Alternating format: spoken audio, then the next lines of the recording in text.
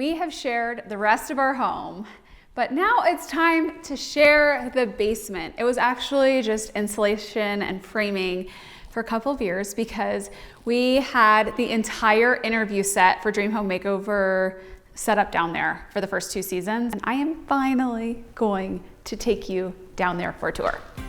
All right, so you walk downstairs and you enter into our basement living slash theater slash game slash kitchenette. It's all open. We have tall ceilings, but in basements you have drops for ductwork, and so I really wanted it to feel intentional and not like you just had like weird things jutting out of the ceiling. And so we ended up dividing the room into 2 spaces, and we hid one duct here, another over here, and then we did TNG and beams on the ceiling. And so it feels like it's part of the rest of our home with this really cool ceiling detail. On this back wall, we did a projector screen, and we ended up doing these cool arched built-ins on either side. And one of my favorite details is that we did this little notch on the shelving. This arch matches with the arches that we have in the rest of the home. And we have baskets for blankets and a mix of vintage, McGee & Co, Target, kind of a mix of it all. And then we do cabinets across that are low so that we can accommodate the screen. Behind this wall is a half pipe, and I wanted to be able to close off that room. There's going to be lots of haters that tell me I'm a terrible person for not liking barn doors, but they're not my favorite. So I had to figure out how to make this slider work in this space without looking like a barn door. So we recessed a track into the ceiling and then had this steel door custom made so it can slide across or open, and it works nicely to fill this like long open wall here. So we did a U-shaped sectional with a chaise on one end, and then I always steal the best spot, which is this one where you can put your feet up. We took the flooring that we did upstairs and matched it. So this is our Lemco flooring with a custom stain that you can buy through them.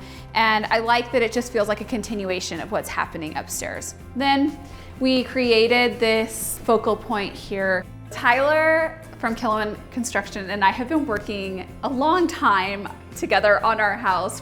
I don't think he's ever going to get rid of me, but I wanted to get the color of these cabinets just right. And so we came up with this custom stain on the cabinets to coordinate with the floors and did what you call a kerf detail on here. These are like fully integrated refrigerator drawers, which are awesome. And he helped me figure out how to, and by help me, I mean, he figured out how to mount this stone on this backsplash.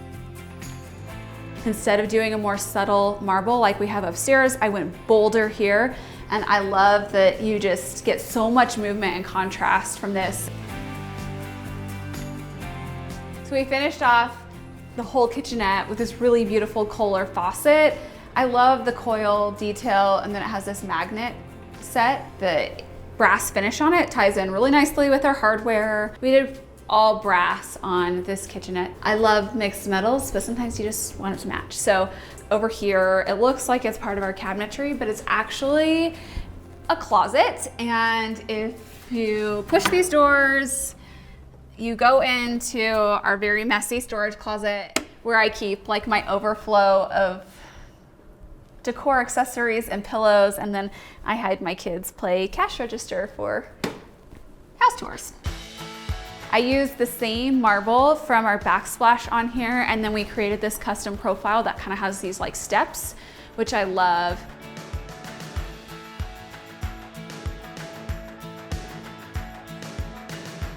Then we have our air hockey table in the corner, which is everyone's favorite game table at the McGee house.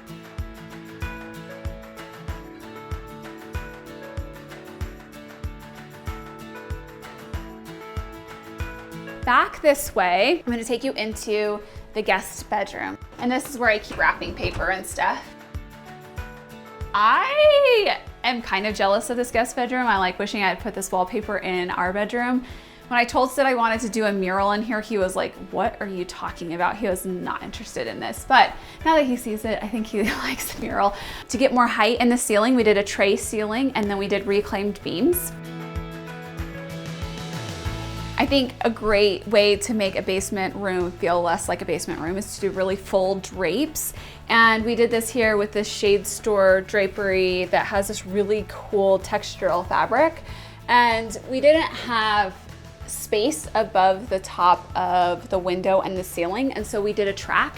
I love how it brings your eye all the way up to the ceiling, and it's not about the hardware, it's about the fullness of the textural fabric. This is all McGee & Co. furniture, so we did this canopy bed and really pretty striped linen bedding.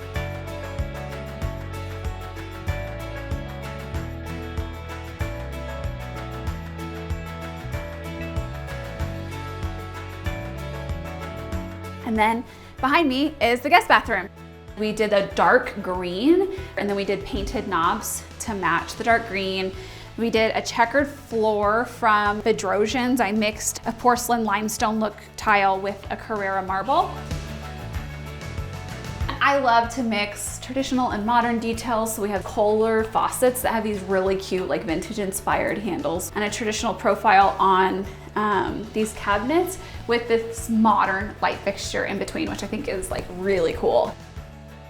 And I will take you to the powder bathroom.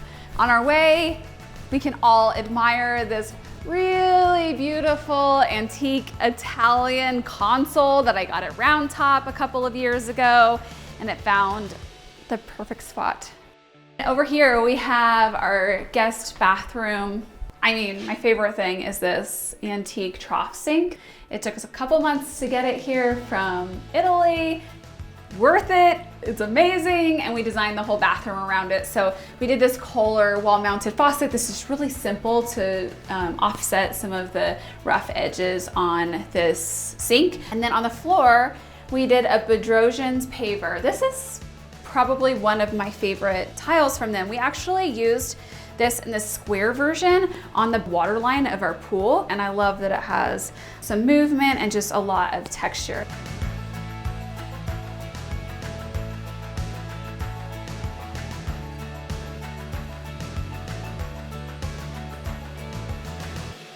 So that wraps up my part of the basement, and we have a surprise host for the next webisode for you.